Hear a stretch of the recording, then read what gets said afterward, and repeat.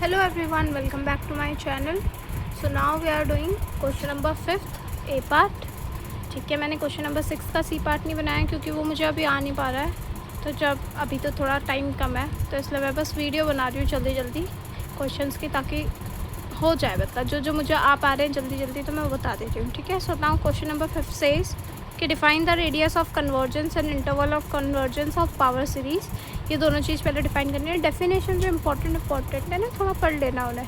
जैसे ये radius of convergence, वो एबल्स थ्योरम की स्टेटमेंट वो आ सकती है, ठीक है, वापस से आ सकते हैं, रिपीट होते हैं क्वेश्चन। ठीक है, interval of convergence of power series, ठीक है, ये दोनों को डिफाइन करना है। और फिर इसकी यूनिफॉर्म कन्वर्जेंस चेक करनी है इस इंटरवल में। ये जो सीरीज़ दे रखी है हमें, ठीक है, यूनिफॉर्म कन्वर्जेंस चेक करनी है। So now let's do the question. सबसे पहले डिफाइन करते हैं हम radius of convergence and interval of convergence of power series. So radius of convergence में डायरेक्टली ROC लिखते हैं। ठीक है, जल्दी जल्दी लिखते हैं। So let summation n equals to 0 to infinity an xn be a power series if the sequence ये जो mod an to the power 1 by n, ठीक है, ये वाली जो सीक्वेंस है for n greater than equals to 1 is bounded, ये bounded है। we set, तो हम क्या करते हैं, हम एक रो डिफाइन कर देते हैं इसी के बराबर, मतलब limit superior of this limbs of mod an 1 to the power n, ये रो होता है। और इसे ही 1 अपॉन में रो, ये जो है हमारा रेडियस ऑफ कन्वर्जेंस निकलता है। तो पूरा बताती हूँ कैसे लिखते हैं इसे। If this sequence is not bounded, अगर ये बाउंडेड नहीं होता तो हम रो को बोल देते हैं कि वो इन्फिनिटी है, प्लस माइनस इन्फिनिटी जैसे भी। Is not bounded we set, मतलब प्लस माइनस नहीं, रेडियस ऑफ कन्वर्जेंस है तो पॉजिटिव इन्फिनिटी ही बोलेंगे, positive infinity. Now we define radius of convergence ROC।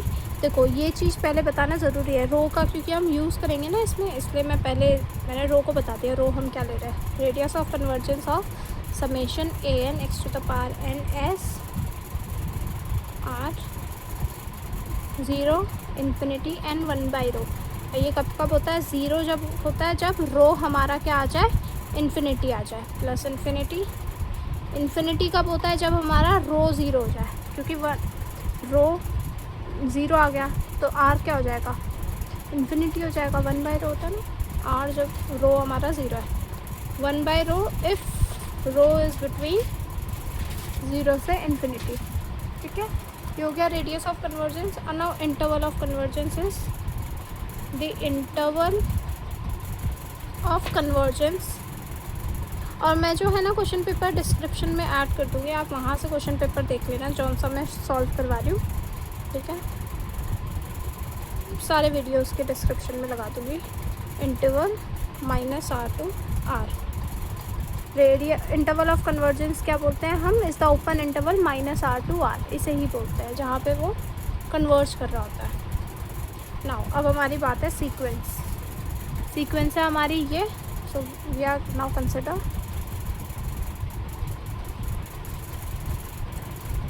ये वाली सीरीज़ देखो कैसे लिखी हुई है, x की पावर 1 2 3 4 जा रही है, मतलब 1 पावर से स्टार्ट हो रही है।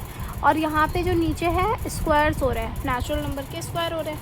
तो मैं इस सीरीज़ को ऐसे लिख सकती हूँ, consider summation an x to the power n as x plus x square by 2 square plus x cube by 3 square dot dot dot. So we can define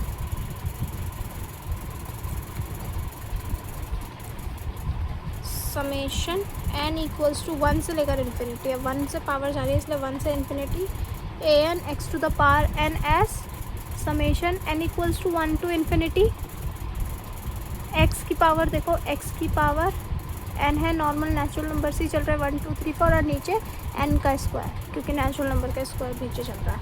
तो यहाँ पे an क्या हो गया हमारा 1 बाई n स्क्वायर, और xn तो ऐसे इट है। ठीक है, where an is equals to 1 by n square is the coefficient, ये कोफिशिएंट है for all n equals to 1 2 dot dot dot चलते जाएंगे। नाउ रो क्या होता है, रो हमने डिफाइन किया limbs of mod an 1 to the power n।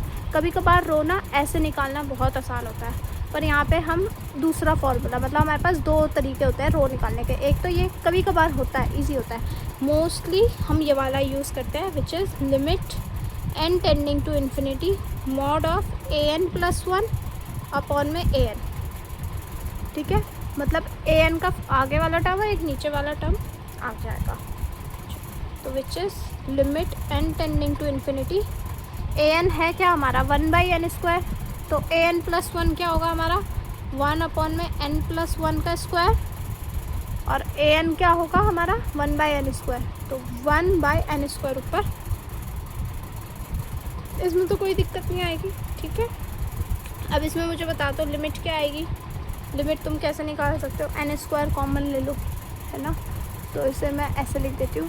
ये लिमिट तो आपने बहुत पहले मतलब फर्स्ट ईयर में, सेकेंड सेमेस्टर में लिमिट वगैरह निकालना कैलकुलेट किया था ना। सो दिस इज़ देखो 1, मैंने n² कॉमन ले लिया, अंदर बनेगा 1 अपॉन में 1/n का स्क्वायर, दोनों जगह से n² कट गया, तो इसकी लिमिट आ गई simply 1। Okay, therefore radius of convergence क्या हो गया हमारा 1/रो विच इज़ 1 ओनली। ठीक है, अब हमें चेक करना है रेडियस ऑफ कन्वर्जेंस, तो हमें निकाल दिया, बट हमें निकालना है इसकी यूनिफॉर्म कन्वर्जेंस देखने। तो पहले तो हम देखेंगे कि ये कन्वर्ज कर कहाँ रहा है, तब जाके हम इसकी क्या देखेंगे, यूनिफॉर्मली कन्वर्जेंट कहाँ आएंगे। ठीक है, so now let's go. Now therefore by Cauchy Hadamard theorem,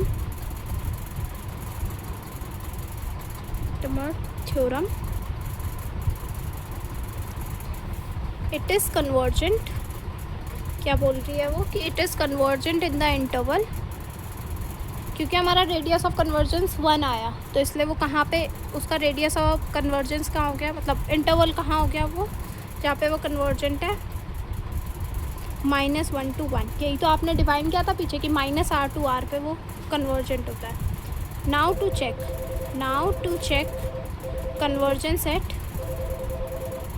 कहाँ पे चेक करनी है, वहाँ पे हमें क्लोज दे रखा है क्वेश्चन में, हमें क्लोज ब्रैकेट की बात हो रही है। ठीक है, तो हम क्लोज पे अब -1 पे एक बार चेक करेंगे और एक बार 1 पे चेक करेंगे, तो x = 1 पे चेक करते हैं। तो ये जो हमारी सीरीज़ थी वो ये लिखी हुई है x to the power n, वो लिखी हुई है हमने x to the power n upon में n²।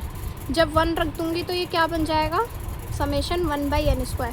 अब बताओ मुझे ये सीरीज़ क्या कन्वर्जेंट है 1 अपॉन में n²। Yes, it is convergent. And how do you know कि ये कन्वर्जेंट है, पी सीरीज़ टेस्ट। ये सारे जो टेस्ट है कि यहाँ पे जो यूज़ होता है, ये आपके पिछले सेमेस्टर आई थिंक थर्ड में आप पढ़ते हो या सेकंड में पढ़ते हो, जहाँ पे आप अलग अलग टेस्ट सीखते हो कि सीरीज़ वगैरह में कैसे टेस्ट मतलब लगता है, alternating series test, ratio test, और भी होते हैं, बहुत सारे होते हैं।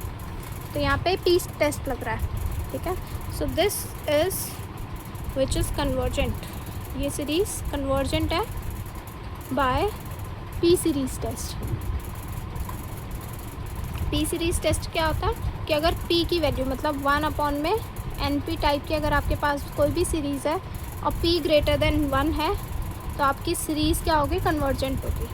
ठीक है, पी सीरीज़ टेस्ट के बारे में लिख भी दो, क्योंकि जो भी आप सीरीज़ टेस्ट, जो भी ऑल्टरनेटिंग सीरीज़ यूज़ करोगे, जो भी, उसको बता देना कि कैसे चेक करते। तो समेशन 1 अपॉन में np is convergent for p greater than 1, ये पी सीरीज़ का होता है।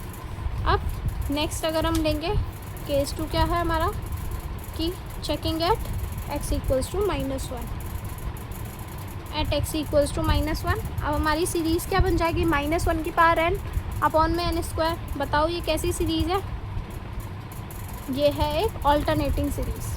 ठीक है, और ऑल्टरनेटिंग सीरीज़ अभी मैंने जो पिछले वीडियो बना रखे हैं उसमें मैंने बता रखा है कि ऑल्टरनेटिंग सीरीज़ टेस्ट कैसे चेक करता है, कि लास्ट टर्म 0 पे जानी चाहिए, मतलब जो उसकी लास्ट टर्म देखते हैं, ठीक है, उसकी लिमिट देखते हैं तो वो 0 पे जानी चाहिए, और जो un+1 या जो भी bn मान लो हमारी सीरीज़ an में है ना, मतलब ये वाली टर्म an+1 जो है छोटा होना चाहिए an से, ऐसा हमें होना चाहिए।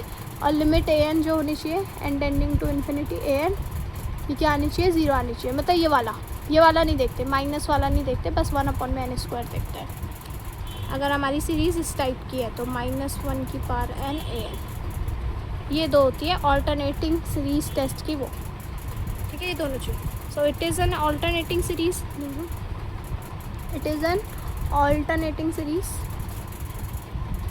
Alternating series. तो एन ऑल्टरनेटिंग सीरीज़, अब मैं पूरी अच्छे से बता रही हूँ कि कैसे चेक करते हैं alternating series S of the type summation -1 की पावर n un, कोई भी टर्म हो उसके साथ -1 की पावर n के साथ कोई भी टर्म है, ठीक है, is convergent if and only if, एक तो एक बड़ा टर्म छोटा होना चाहिए उससे पीछे वाले टर्म से, and limit n tending to infinity un is equals to 0 होना चाहिए। समझ गए? अब तो यहाँ पे हमारे पास un है कहाँ, ये है 1/n²। क्लियरली 1/n+1 का स्क्वायर जो है, बताओ कौन बड़ा? मैंने पहले बताया था जितना बड़ा डिनोमिनेटर होगा उतना छोटा फ्रैक्शन होगा, तो ये बड़ा डिनोमिनेटर है तो ये छोटा होगा, और ये लिखा हुआ है un+1 and this is un, ये हो गया। एंड लिमिट un क्या आनी चाहिए, 0 आनी चाहिए। un is 1/n², this is 0 only. समझ गए? अब इसके आगे it is convergent, it is convergent at x equals to -1। -1 पे भी कन्वर्जेंट हो गई तो हम डायरेक्टली कह सकते हैं अब therefore summation an xn is convergent on the interval, अब पूरे क्लोज में आ गए, interval -1 to 1। Now to check uniform convergence, अब हमें चेक करनी है यूनिफॉर्म कन्वर्जेंस। अब वो कैसे करते हैं, let's see. Uniform convergence check करते हैं। SN(x) हम देखते हैं पार्शियल सम जो होता है ना, सम का पार्शियल, मतलब बस हम पार्शियल सम देखेंगे, मतलब n तक जाएंगे। अब ये क्या होता है, पार्शियल सम है इसका x/1 + x²/2² plus dot dot dot करके nth टर्म तक जाएंगे n² तक, ठीक है। Sx क्या होता है, limit n tending to infinity x to the power n upon में n²। ओके, अब देखो ये इसकी लिमिट क्या है, मुझे कोई गेस करके बताएगा कि क्या होगी। इसकी लिमिट है डायरेक्टली 0। अब ये लिमिट 0 क्यों है, देखो x, मैं बताती हूँ, x हमारा कहाँ से कहाँ है, 1 से लेकर -1 तक है ना, इसी इंटरवल में तो है, -1 से लेकर 1, जहाँ पे रेडियस ऑफ कन्वर्जेंस आ रहा है वही तो है x की वैल्यू, कि इस जगह पे वो कन्वर्जेंट है, और हम इसी इंटरवल की बात करें तो x हमारा -1 से 1 है। x की पावर अगर मैं n कर लूँ वो भी 1 से लेकर -1 के बीच ही होगी, वैसे जाएगी नहीं, तो x to the power n upon में n² कहाँ तक होगा, 1/n² से लेकर -1/n², दोनों तरफ लिमिट ले लोगे तो on taking limit we get, ये क्या आ जाएगा, limit xn n² less than equals to 0 greater than equals to 0, दोनों तरफ लिमिट 0 0 आ जाएगी। तो स्क्वीज थ्योरम से क्या हो गया, स्क्वीज थ्योरम से ये हमारे पास 0 ही आ गई। सो बाय स्क्वीज थ्योरम, स्क्वीज बोल दो या सैंडविच थ्योरम बोल दो, ये बोलते हैं, क्या है, limit n tending to infinity x to the power n और में n² क्या आ गया, हमारा 0 ही आ गया। नाउ अब हम कंसिडर करते हैं, ये कंसिडर पार्शियल सम जो था हमारा -sx, सॉरी, ये अब देखो ये तो ग्रेटर देन 0 होगा, हमेशा पॉजिटिव ही होता है ये वाले टर्म्स, ठीक है। इसका ये 0 से बड़ा है, SN(x) -sx तो हमने कहा 0 है। अब SN(x) ये मॉड्यूलस जैसा है, तो SN(x) हमारा ये है, ठीक है, ये सारे टर्म्स देखो 1 से छोटा है, तो मैं डायरेक्टली कह सकती हूँ ये 1/n² से छोटा है, सॉरी 1/n² से छोटा है, क्योंकि x⁴n is less than equals to 1 only. तो मैंने डायरेक्टली कह दिया 1/n² से छोटा है। लिमिट ले लेंगे हम दोनों तरफ, तो limit n tending to infinity form of Snx minus Sx क्या आ जाएगा हमारे पास, 0 आ जाएगा। 4x बिलोंगिंग टू -1 to 1, या क्या, तो दिस इम्प्लाइज दैट Snx जो है हमारा यूनिफॉर्मली कन्वर्ज कर रहा है Sx में ऑन -1 to 1। हेंस अब बस लास्ट में क्वेश्चन की स्टेटमेंट लिखते हो, hence x + x² 2² + x³ 3² ... is uniformly convergent, uniformly convergent on -1 to 1। ये -1 to 1 पे क्या आ गई, uniformly convergent. So that is it for this question. ठीक है, मिलते हैं नेक्स्ट वीडियो में। Bye bye. Like share and subscribe और अपने फ्रेंड्स के साथ ज़रूर शेयर करना।